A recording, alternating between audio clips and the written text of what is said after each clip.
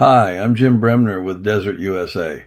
For over 40 years, I've been exploring the desert, gold prospecting, rock hounding, chasing stories, and finding answers. But one legend has stuck with me more than any other: Pegleg Smith's lost gold. I first came across the story over 30 years ago, and ever since I've been digging into it literally and figuratively. Over the past 25 to 30 years, I've followed leads, read every account I could find, and searched the desert myself. Now, at 90 years old, I may not have much time left to find the gold, but I didn't want all that research to disappear with me. That's why I put it all together in this video and on our desertusa.com website. If you've ever been curious about the Pegleg legend, what's fact, what's folklore, and where the clues may point, this is for you. I'll walk you through the original story, the supporting legends, and some of the most intriguing Desert Magazine articles about the gold. I'll also share a few discoveries and experiences of my own, things I haven't talked about publicly until now. With modern GPS tools and advanced metal detectors, we now have a better shot than ever at uncovering lost gold, whether it's Peglegs or another forgotten cache. Today, we don't just follow stories. We can track and map every step, and if you're serious about the hunt, those tools might just make all the difference. So join me as we revisit the mystery, walk through the history, and maybe, just maybe, get a little closer to solving one of the desert's greatest legends. Let's start with the original tale. Then I'll show you what I've learned and what's possible today. The tale of Pegleg Smith's lost gold, black-coated nuggets hidden somewhere in California's Colorado Desert. The Colorado Desert is a subdivision of the larger Sonoran Desert, located in southeastern California. For nearly 2 centuries, this story has fueled dreams, inspired expeditions, and drawn treasure hunters deep into the desert's heart. And now, with the modern clues and high-tech tools, we may be closer than ever to solving the mystery. Pegleg Smith, Thomas L. Smith, was born in 1801. He was a trapper, prospector, outlaw, and legendary storyteller. After losing a leg in a trapping accident, he fashioned a wooden peg and pressed on, trading with the native tribes, guiding expeditions and stirring tales from one saloon to the next. Pegleg Smith reportedly discovered black-coated gold nuggets on a rocky butte while crossing the desert, likely between the Colorado River and Los Angeles, via what is now the Anza-Borrego desert region. In the late 1820s, Smith took shelter during a sandstorm. Climbing a butte for a better view, he noticed black pebbles scattered on the ground. He picked some up, thinking they were copper. From that butte, 3 hills or buttes were visible on the horizon.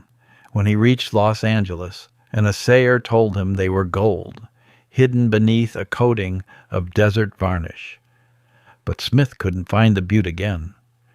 Many historians believe he made at least 2 to 3 serious attempts to relocate the site.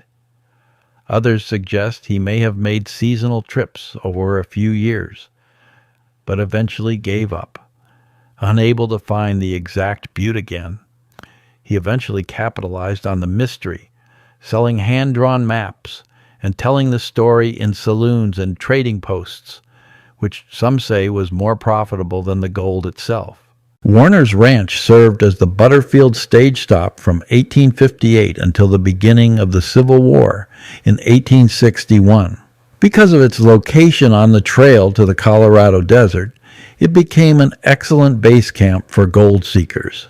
It's now a historical landmark I visited in 2022 and took some pictures to show how it looks today. Many different groups tried to find the lost gold. Here are just a few. Jonathan Tibbet Sr., who claimed to know Smith, launched several expeditions from the ranch in the late 1800s. They found nothing. In 1939, Charles Knowles led a well-funded expedition near Tula Wash and the Ocotillo Wells area. Again, no gold. Walter Dutch Everett wasn't so lucky. He vanished in the Colorado Desert. Only his mule came back. In the 1940s, Harry Oliver erected the Pegleg Smith Monument near Borrego Springs, California. A simple pile of rocks with a hand-painted sign encouraging passers-by to add 10 rocks to this pile if they were looking for Pegleg's gold. Desert Dave Ragsdale grounded it in reality, providing a space where real-life seekers could log their efforts and become part of the ongoing story. 3 Indian legends of black-coated gold in the desert also support Pegleg's legend. The Apache Indians spoke of a place in the desert where the ground was littered with gold nuggets. It was against tribal law and the beliefs of the Apaches to tell others where the gold was located. An Indian woman, dehydrated and lost, climbed a butte and found black gold nuggets. From that vantage point, she spotted what would be her salvation, a railroad construction camp in the distance. She managed to make her way to the camp. Before leaving, she gave one of the black nuggets to the men who had helped save her. The third Indian legend is about a Yaqui Indian who lived and worked near Warner's Ranch. He frequently traveled the desert whenever he needed money, always returning with black gold nuggets. No one could ever follow him into the desert to discover his secret gold mine. Later, after the Indian died in a fight, $4,000 worth of gold was found in his bunk. In 1965, Desert Magazine received 2 nuggets, one black, one cleaned, along with a mysterious manuscript in the mail. The anonymous writer claimed he had found Pegleg's gold after a decade-long search. He recovered over $300,000 in nuggets. He also found a buckle and a sword hilt, possibly left by Anza's expedition in the 1700s. He allowed Desert Magazine to publish his letter and the photos, but not his name. He offered cryptic clues about Tule Wash, Ocotillo Wells, and volcanic formations. We will link to our web pages on Pegleg's Gold, which contain the actual articles and the replies to the articles. The links will be in the video description. Through some anonymous sources, I have verified that the writer did find black nuggets and that he is a real person who apparently lived in Southern California. The best we can determine is that he passed away. Using metal detectors, he removed all the gold he could find, making at least 3 trips to the area. Other people have found black nuggets since his story was printed, so it is possible that different regions also contain gold nuggets. Today's explorers can use drones, GPS, and geology. Search areas include volcanic ridges near Superstition Hills, black desert varnish zones, and ancient Anza trails. But it's difficult. Metal detecting is banned in Anza-Borrego Desert State Park, and Tule Wash outside the park is littered with the World War II-era scrap. I found these .50 caliber rounds in the Sandier Tool Wash in 1998 while searching for petrified wood in that area. We did not take them because they are dangerous, but we haven't been able to find them again. Today we can take a picture with our iPhone, which records the GPS location of the image, but we didn't have that technology back then. Still, new studies, like one from UC Riverside in 2022, show high concentration of desert varnish near Ocotillo Wells. The clues are narrowing. The mystery writer's mention of Anza-era artifacts points to real history. The 1775 Anza expedition passed through Coyote Canyon and San Sebastian Marsh. Archaeologists have found evidence of the Anza route, but the butte with the gold is still missing.